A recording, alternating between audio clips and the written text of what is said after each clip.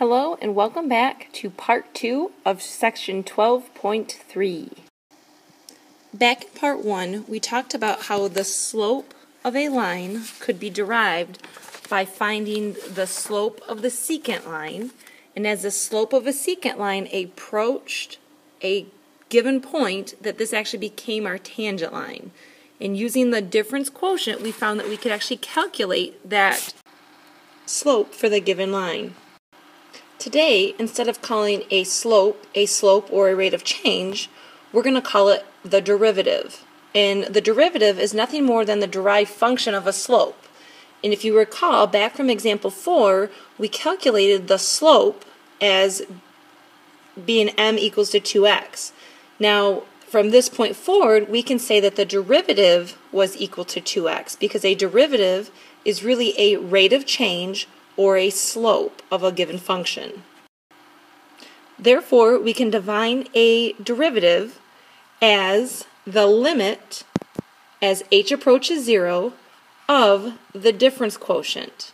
And this is providing that the limit exists, and we've talked about conditions where a limit would not exist. So as long as we have a function where a limit can exist, then we can take the difference quotient of that function. Now, I want you to take note. This little notation right here, that's read as f prime of x, and the prime actually is what indicates that we are taking the derivative. So for example 5, we want to find the derivative of f of x equals 4x squared minus 5x. So we're going to do this, and we're going to write derivative notation, or f prime of x, is really going to be equal to the limit as h approaches 0 of f of x plus h minus f of x all divided by h. And we're going to find that by taking the limit as h approaches 0 of f of x plus h is really 4 times x plus h, the quantity squared, minus 5 times x plus h. And then I'm going to subtract f of x, which is really my function, or 4x squared minus 5x, divided by h. So to simplify, we take the limit as h approaches 0. Now, off to the side here, I know that x plus h, the quantity squared, is really x squared plus 2xh plus h squared. So when I simplify that down below, I have 4 times x squared, which is 4x squared, plus 8xh plus 4h squared minus 5x minus 5h minus 4x squared plus 5x, all divided by h. So from here, I go ahead and continue to simplify, and we get the limit as h approaches 0, and our x squared terms are going to cancel, our 5x terms are going to cancel, and nothing else will cancel. So I see that I'm left with 8xh plus 4h squared minus 5h divided by h. And I have an h in each term, so I can take the limit as h approaches 0 of h times a quantity of 8x plus 4h minus 5, and that's all going to be divided by h. And if I cancel my h's out, now I'm going to be left with the limit as h approaches 0 of 8x plus 4h minus 5. And if I do direct substitution and I plug in 0 for h, I end up with 8x minus 5. So the derivative of 4x squared minus 5x, which is really the slope or the rate of change of the tangent line, is equal to 8x minus 5. Depending on the textbook, some other notations for derivatives are given as dy dx, which is the change in y with respect to the change in x, y prime, which is very similar to f prime of x, and you can see the d dx of f of x, or the derivative of f of x with respect to x, or you could see dx of y.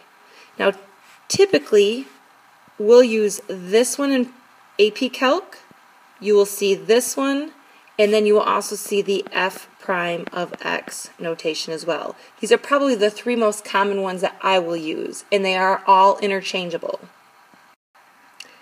And your last example says, find f prime for f of x equals the square root of x plus 1. Then we want to find the slopes of the graph at the point 4, 3. So to begin with, we're going to find the derivative, or f prime of x, which is equal to the limit as h approaches 0, and we're going to use our difference quotient.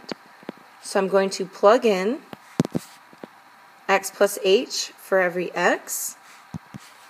So we have the square root of x plus h plus 1, and then I'm going to subtract my function, which is the square root of x plus 1, and divide all of that by h. Now, to simplify, I see that we have the limit as h approaches 0 of the square root of x plus h plus 1 minus the square root of x, and you do have to distribute the negative, so that becomes minus 1 divided by h. Our 1's are going to cancel, and that gives us the limit as h approaches 0 of the square root of x plus h minus the square root of x divided by h. Now if I go and I plug a 0 in, you'll see that we end up with 0 over to 0, which we know that we have to do something more with that. And the only thing that I can do at this point would be to rationalize my numerator. So to rationalize, remember that we're going to multiply this then by the square root of x plus h plus the square root of x divided by the square root of x plus h plus the square root of x. So now when we simplify all of this, we get the limit as h approaches 0. When I multiply these two terms together, we're going to end up with x plus h minus the product of these two terms, which is just going to be x, divided by h times the quantity of the square root of x plus h plus the square root of x. And I know it's a little bit hard to see, but these x's are going to cancel. So we will be left with the limit as h approaches 0 of h divided by h times the square root of x plus h plus the square root of x.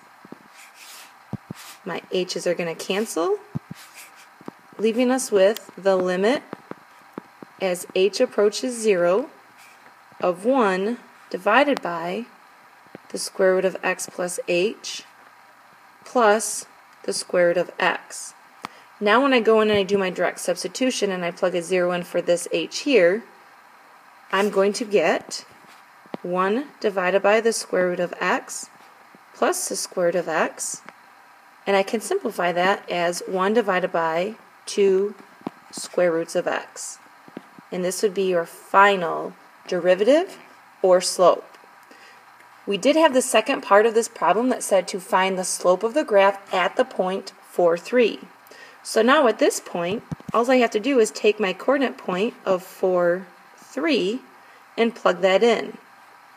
So the slope at the coordinate point 4, 3 is equal to 1 divided by 2 times the square root of your x value, which is 4, or 1 divided by 2 times the square root of 4, which is really 2, gives us 1/4. So the slope at the point 4, 3 is equal to 1/4. For today's fun fact, I would like to take a few seconds to congratulate this year's class of 2013. This is your last pre-calc video. your last math class and last assignment for the year and your high school career. So congratulations and best of luck to you. Juniors, you are still 1 year away from completing your high school career, and sophomores, you still have 2 more years. Have a good night.